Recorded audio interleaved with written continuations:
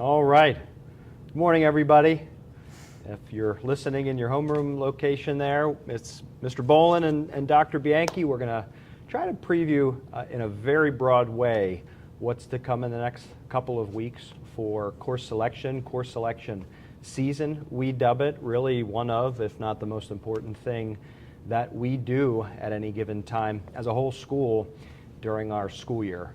So we'll talk much more about that in detail in the next couple of weeks, but while we have a captive audience and some time here at the end of the exam sessions, we thought we would use it for this purpose. And first, just again, thank you to everybody, staff and students, for using that exam time wisely, for teachers to prepare rigorous exams and to grade those assessments. I'm on that camera right now. All right.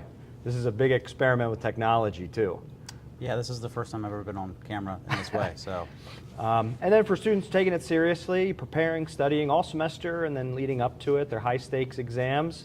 Freshmen, it's a new experience, like I said, and we are now going into the downslope of our school year starting tomorrow in semester 2. So that's pretty cool. How about it, Mr. Boland? I think so. Yeah? Yeah. Mr. Boland, this is your third year here? 2.5, Second full year? Yeah, this will be my second full year. Okay. So I am well versed with how it works here. I know the first year we did it a little bit differently. I think we went back to the paper copies, and that's what we're doing again this year, Yeah. which I think is going to work really well. So we'll provide an overview. We're going to do 3 things here this morning. We'll preview the types of opportunities that you will see available to you in terms of coursework here at East Pennsboro Area High School or outside or in some new ways. Number 2, just preview the ways and the means and the mechanisms. And Mr. Boland has already highlighted the paper forms that we will once again use. And by the way, for those who have been here before, 10th through 9th, 10th, and 11th graders, it's pretty much, it mirrors the same process as the last couple years. And then number 3, we're going to invite several 12th grade students in a little Q&A format. This is very informal. All of it is to just give some general advice, have some conversation. Now that all of this is behind them, which is pretty cool, but there are always things that you will look back on in life and say, I wish I would have known this or that or at that particular time, or know who to go to ask. So we will ask several of our 12th grade students those types of questions. So in terms of the ways and the means, Mr. Boland, you want to talk a little bit about the upcoming 2 weeks and what students will be doing? Yeah, so I think the first thing to highlight would definitely be the course selection night on January 29th. It will be the January 29th, the course selection night. The only thing to, I guess, understand about that one is just that parents are going to be absolutely invited to that one, so bring your parents out.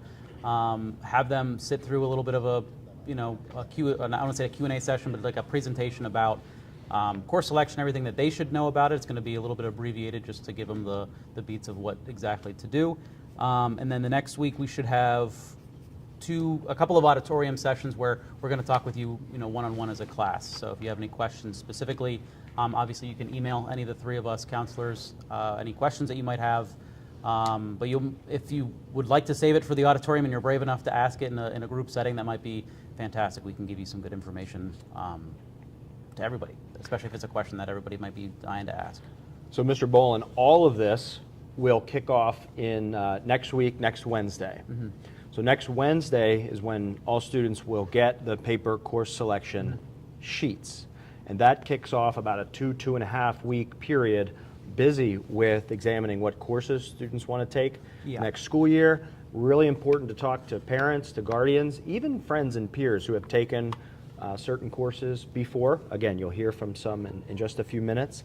Involve parents as well in a lot of opportunities. So for example, starting next Thursday, for 3 consecutive days, grade levels will meet in the auditorium, like in years previous, where counselors will host and go over some information and what to look for and think about when you're selecting your courses. We're going to do that in the auditorium again during WIN this year, correct? Correct.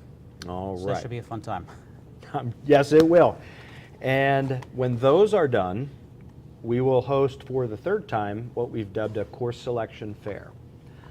We need to start thinking about what post-high school looks like early and often in high school. You do. We need to support and promote that.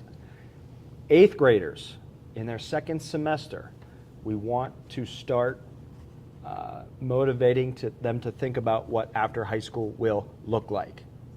It does not have to be narrow. Mm-hmm. We do not know what we want to do when we grow up. We want to start thinking about it and give ourselves a lot of options. And to marry your high school experience with your aspirations after high school, really this course selection fair is an inflection point, a hub in all of that, where we have about 30 local military recruiters, college admissions counselors, and representatives from local business industry and municipal and state government, which is pretty cool. Mr. Bolin, when you were in high school, what did you want to be when you grew up? I think the first thing that I remember, like my first professional thing that I wanted to do, not just like a firefighter when I was in elementary school, was probably, I think it was like at least a psychologist. I wanted to work with veterans with the DA, so I was trying to take a lot of like psychology courses in my high school. Lots of classes that would have been useful for writing, so there was some writing heavy literature courses. So it was just a lot of the humanities, a lot of the classes that I wanted to take. And you ended up in a field right now comparable to what your high school aspirations Changed are. a little bit over when I was in college, but like I said, it's always if you look at it like a flexible journey, you don't know where on the map you're going to end up, but as long as you're moving in some direction, that's probably the best. And more for this generation than any generation previous. Life and the economy, the nature of work, whole industries are changing and more dynamic than there ever were before. So we as a school need to account for that and try as best as we can to prepare students to enter that kind of environment. Not for 5 years, but for the next 40 and 50. And so we are aiming at more of a moving target than high schools and students in high school have ever had to do before. And that's pretty big, pretty daunting, but that's awesome. And it gives us a little bit of a license to do a lot of things on students' behalf and on staff's behalf. And I think the next 3 to 5 years here in this high school could be really cool. Yeah. So you wanted to be a psychologist, to work with veterans, a life of service and servitude. Yeah. You're doing the same thing now, just in a different context. Yeah. So, if you want to become an educator or work with kids, students, high school students, teenagers, college students, younger people, that life of service is really noble. There are things that we can do to prepare our students for that life. And again, these details will come in the coming weeks, but we're trying to bolster opportunities. Let's say somebody wants to be an aspiring teacher, kindergarten through 12. Well, we can now start to substantiate that with partnerships through Messiah University and Shippensburg University to start taking introductory level undergraduate courses pursuant to being a teacher. Yeah. Whether you do that or not, you could also participate in a teacher internship in this building or one of the 3 other buildings in the district, to shadow, to intern, to learn. Sometimes those experiences are just as powerful because you learn maybe what you don't want to do, and it affirms a whole lot of things in us. Yeah. So. And I think that's actually a pretty big thing to highlight, especially if you are unsure of any job that you might want to do, thinking about your classes as a vetting process for what you do and don't like. You never know if you'll like Introduction to Acting unless you take it. It may change your life. You may really appreciate being on the stage and acting in front of other people. It could give you a lot of confidence, but also it could tell you, like, no, I absolutely don't like that. So you never know until you try, and it's definitely a class that I think a lot of kids might benefit from if they just gave themselves a chance. Absolutely, and some of what become our favorite courses are courses that maybe we never would have signed up for, wanted to sign up for. After the first week we didn't like them, didn't want them, and they become some of our most enlightening or rewarding experiences to participate in just a general well-rounded education and practicing certain skills and habits in a class or with a teacher who promotes those habits that otherwise you wouldn't have. So, especially for upperclassmen, when an adage is, why would I take this elective or an elective or something I don't want to take?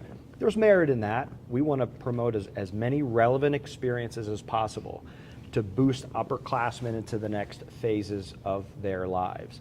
But there is tremendous value in our elective program especially, or the required courses in 11th and 12th grade. And what we're trying to do there, especially in our elective. Mrs. Flagel, please call room 226.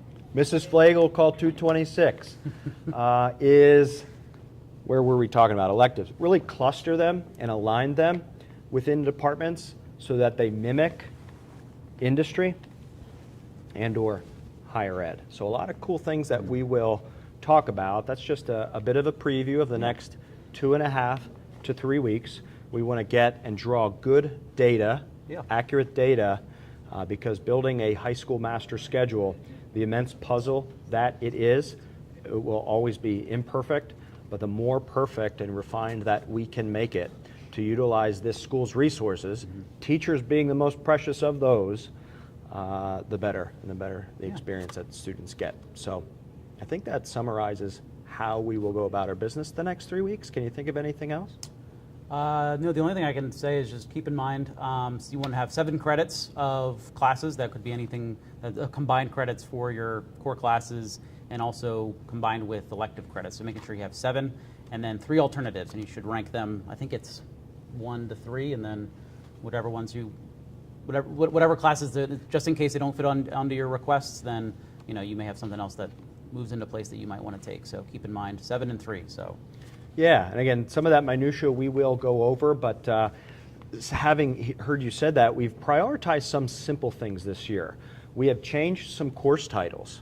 The course doesn't change, but merely changing the title to reflect more of what the course is about, perhaps, or use lingo that is more applicable after high school. Yeah. So, and also to call spade a spade, let's call the course what it is, and to create some common lingo across all of our departments and our grade levels. So if it's an intro course, let's call it an intro course. So there's no ambiguity about calling something maybe fundamentals of, or, there is still a little bit of that variation, and some of it has to be sequenced over time. This kind of work is best done systematically, and this district has a revision and curricular review cycle every several years. So we also need to and want to adhere to that too. That's stuff that nobody cares about. Art 1 is now drawing and painting 1, just to keep that in mind. There's an example. Art 1 and 2, that is a good example. So in art, there were 4 sequenced art classes. Essentially, it's now 3, where we've combined art 1 and 2. We've called it drawing and painting. And art 2 and 3 is drawing and painting. 1 and 2. Yep. Okay. So all of that minutia and nuance we will go over. You will have questions about it. We've tried to spell it out in some detail on those sheets, including which courses you need approval from and initials from teachers, and it'll be a good and fun process. I think so. Right? I think so. Okay. Let's bring in some of our seniors. We've got Violet, Ashlyn, and Chelsea. I've got a number of questions that we can talk about, where we can talk about none of them and just have some Somebody general can sit conversation. there if You got it, Violet. Thank you. Oh, you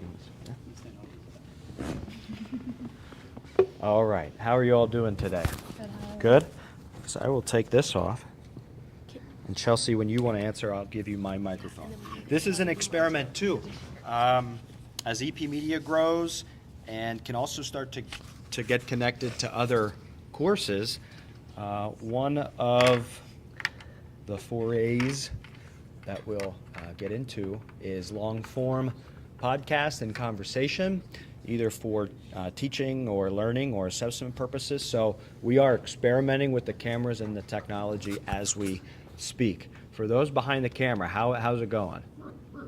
Mr. Hansen says we're fine. Mr. Hansen, would you have said that we're not fine? If we were not fine, you said we were fine. You just might have said it in a different way. Yeah, big credit to Lucas also, Schaefer. He's been behind the scenes at so many of our live broadcasting or streaming events, whether on the announcements or opportunities like this, or starting to broadcast athletics, really making a big contribution to our school. So thank you. You three have also made big contributions to our school. Every student leaves quite a legacy after they leave, and teachers remember students for many years and decades, and vice versa. So just kind of wondering, in your experience here, thinking about even 8th grade, 9th grade, what were some of your first thoughts or priorities, or maybe as the first or second time you did this, thinking back on it, What do you wish you would have known then? And anybody can take that and answer it.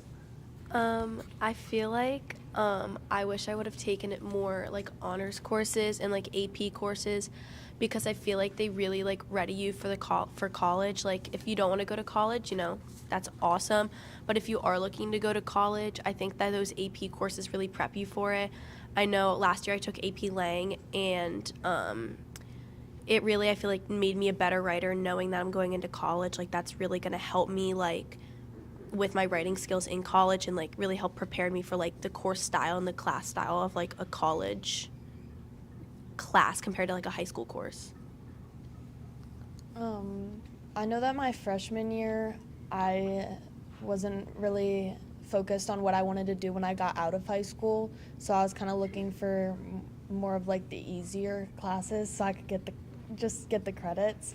So I ended up taking like Art 1 and Family and Consumer Sciences, but as obviously time went on and I figured out what I wanted to do, I definitely agree with Ashlyn. It is very important that you do try out those AP and honors courses. Even if you think they might be too hard, a lot of the times they're not, and they'll help you out, help you figure out what you need to do to get you where you want to be. Chelsea, these, and for everybody, these college credit-bearing high school courses Are more and more popular. If for no other reason, then think about the cost of life and of living. If you go to undergraduate institutions, you might pay thousands of dollars per credit. Most all courses at that level are 3 credits. Most of our dual enrollment courses cost about $100 a credit. Significant cost savings. So you can think about that, and those include advanced placement courses, like Ashlyn talked about, traditional AP courses, college and the high school courses, of which we have about a half dozen that affiliate with the University of Pittsburgh, Harrisburg University, Thaddeus Stevens College, which supports English courses, and I'm going to draw a blank on all of them. But Chelsea, you participated in a unique opportunity at Messiah University, a series of courses, and is it for engineering? Yeah. In the Engineering for Tomorrow series. Can you talk a little bit about that? So this year I go to Messiah in the mornings and take 2 classes. You have the option of taking 2 or 3. You can kind of personalize it to wherever you're at. So I'm like with the same cohort of students throughout all those classes there, and everyone's from high schools around the area, and it's just a really great opportunity to learn more and like make sure that that's like what you want to do with your life, and like if it's not, then it's better to find out now than when you're already in college and it's kind of late. So we want to promote these experiences. A lot of the dual enrollment courses are what we dub asynchronous online, a lot of times through HAC, Harrisburg Area Community College, and some others. And that has benefits because it doesn't tie up your in-person schedule in the building. We also want to be very careful and mindful. We want to make sure those college experiences have a good degree of rigor. Colleges are businesses too, so we try to align with those who are in it for the right reasons. But the Engineers for Tomorrow series is really neat. Majority of students won't leave high school with college credits. I didn't. Most people when I graduated didn't, though. Some did. And so there's no shame in not doing so. We want to make sure that we have relevant experiences and courses for everybody. Anybody have any follow-up to that before I fumble through another question? Yeah, actually, Ashlyn and I took a college in the high school course with Miss Watchering. It was her psychology course, and I think that was just a really great opportunity for us. It was a lot of note-taking and a lot of memorization, but it was really worth it, and I learned a lot in that class.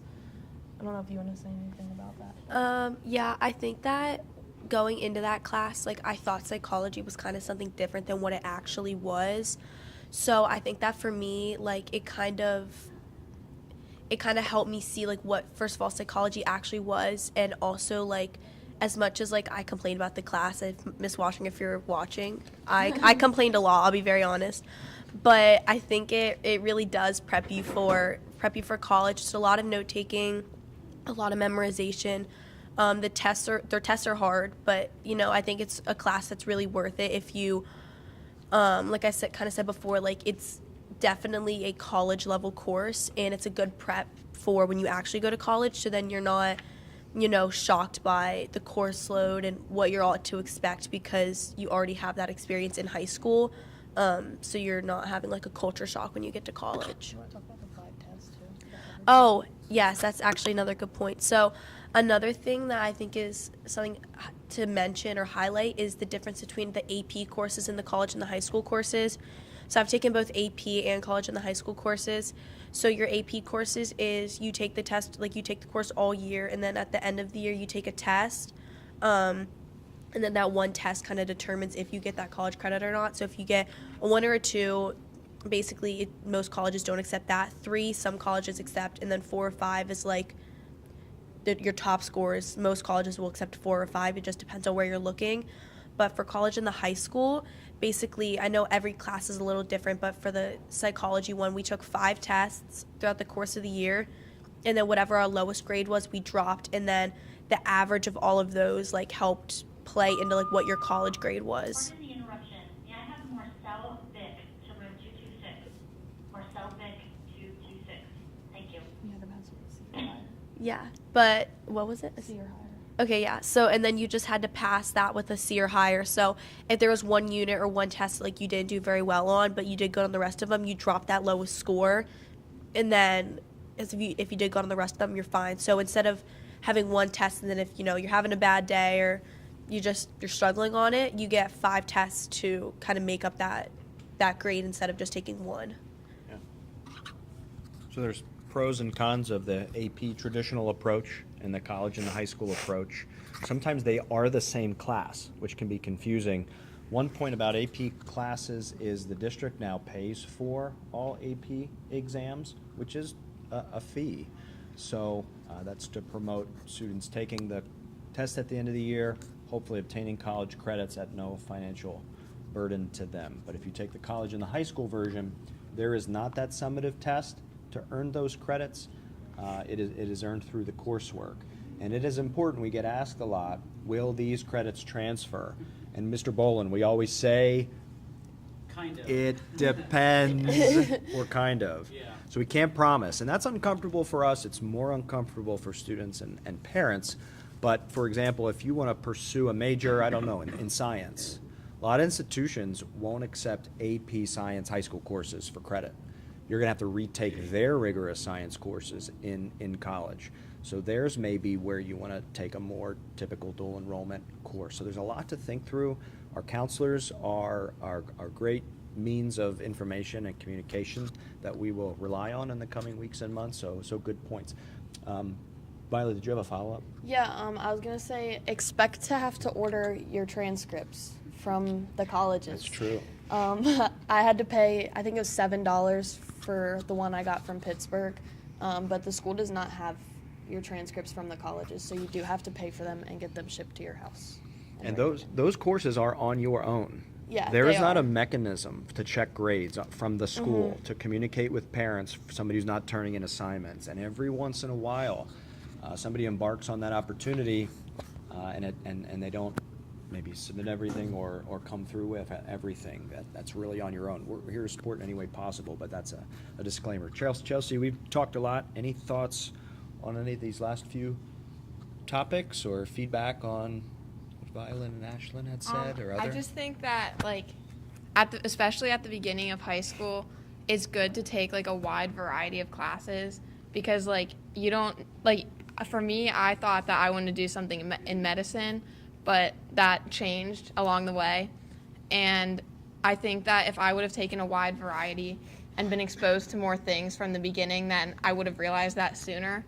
And the college and the high school and the dual enrollment, asynchronous, I think for me that was like a stepping stone into this year where I'm actually going to the campus and taking classes there. And I think that was a really good opportunity to take advantage of.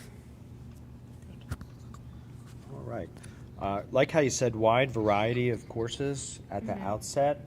Some of that you have to do. Freshmen have fewer options than upperclassmen, but it exposes you to a lot of different things. Like Ashlyn, you said you didn't know what psych was and don't know if you should have taken it, but that was really interesting and you valued that. Yeah. So a lot of what happens in education, we don't even know it's happening.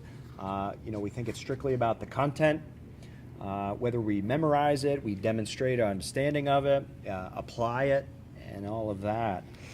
There are other things that are going on and are happening to us. The habits that we are developing, preparing for the adversity that we face and the skills that we develop to face that in the future. Could you think of anything as you've taken your coursework here, skills you've developed? Maybe you didn't know that you were developing them along the way, but like now I feel prepared to because, anything like that? So I think I have a few different answers for this. So one thing that I did want to highlight is the opportunity to do internships, especially your senior year. So this year I did an internship at Holy Spirit Hospital that I had to interview for, and then basically my first and second period I went to Holy Spirit, and then I got to do different rotations through the hospital. So I got to go to the heart center, I got to go to the ICU, and I think that was a really cool experience for anyone who's interested in medicine, because you're in a hospital, you're hands-on, you're getting to see these patients and people who are like real people instead of just sitting in a classroom, learning about it.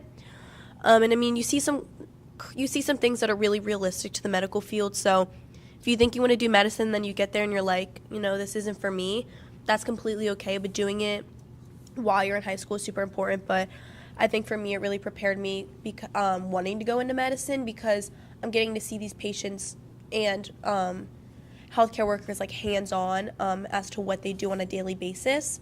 And also, if you're somebody who wants to go into medicine but doesn't really know what they want to do, what they want to specialize in or anything like that, it's a great program. So I think Mr. Studer and Mr. Barlip help with that. So if that's something you're interested in, definitely talk to them. But kind of like I said with the AP classes, I know that certain teachers in certain courses that I've taken have really challenged me a lot more in terms of preparing me for college. Like I said, with that AP Lang, it taught me how to write. I think Murray's science classes are another good option. I mean, her grading system is tough, but it's what you're going to get at a college level, and I think that that's super important. I took anatomy with her and molecular bio, and both of them are great classes. And they really test your academic I'd say it's very specific. If you don't put something, you're going to get points off. But I think that that's awesome, because it really prepares you for in college. You have to you got to be specific. Her grading system is tough, but it really prepares you for college. And I think that that's something I've really valued throughout high school, because it really does give you that college experience. And also, I also took AP US History, which, let me tell you, that class was hard. I struggled. But again, it really prepares you for college, and regardless of how hard it is in the moment, looking back on it, I think I'm really happy that I did take it, because it gave me that ability to learn how to write using nonfiction text compared to some fiction text, and analyzing historical stuff. It's stuff that you're gonna need even though you don't think you will. And I think that that's really important, and I think that those challenging courses are the things that prepared me most for college. Yeah, I agree. I think that you should challenge yourself as much as you can. And going off of Dr. Bianchi's question, I think that time management was a big thing that I know we learned throughout high school, especially with playing sports, and if you're taking numerous hard classes that you have homework every night, it really teaches you to get on top of everything, and that's definitely an important skill going forward. Mm-hmm. I think also discipline on top of that. There was a lot of times where I would come home from practice or even to school and be there's no way I'm going to do homework tonight, but I knew I had an assignment due, and so having that discipline and having the will to want to do work, well, not want to do work, but know I have to do work, is something that's really important, especially in college when you have so much free time, you have so many things you want to do. You have to be able to find this discipline to actually do your work, because that's really why you're there. I think another big part of that discipline is like getting like connected with like your class. Like I know Ashlyn and I took A-Push together, and like we were all like texting in the group chat all the time, like, are you guys studying? Did you do this yet? And like knowing that like other people are doing it, that also pushes you to do that part too. Violet, you said in 9th grade you took some courses not to challenge yourself, just to do them or to go through them, and have turned into a good student. Maybe you were a good student in 9th grade. I didn't know you, but you kind of painted the picture that maybe not the most serious student, or at least relative to now. There's a whole audience listening to us who won't go to college, is not thinking about college, and that is neither good or bad. So we want to think about preparing everybody for all pathways. And a couple examples of what I mean by that. We are going to start to use a new phrase, and I'm very careful of jargon and buzz phrases, but this is one that is used in higher ed and elsewhere: experiential learning courses, right, Mr. Hansen? Experiential learning courses. Now let's forget about higher ed and college right now. Whether you go there or part of the time or 2 years, there is tremendous value in working with your hands, working blue-collar work, shift work, and the most formal example I suppose I can think about related to the high school experiences is applying and going to the Career and Technology Center.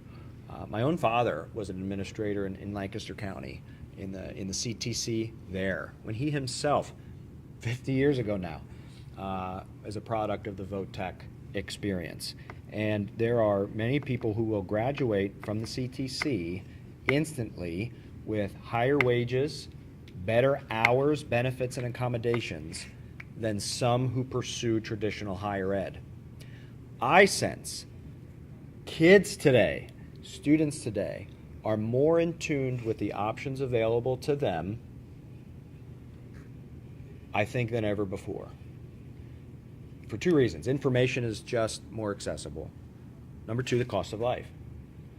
It was assumed by many segments in American society that they're going to pursue traditional 4-year degrees. That's great, still great. We want to get an education of some sort. But like we talked about with dual enrollment cost, it comes with a cost that might not immediately or if ever pay off throughout one's lifetime. We will always need hands-on work, people to do trade work, and that's a very valuable element of education. 9th graders right now are in their application process to potentially go there next year, and in the next couple of weeks we'll be interviewing for slots for shops over there.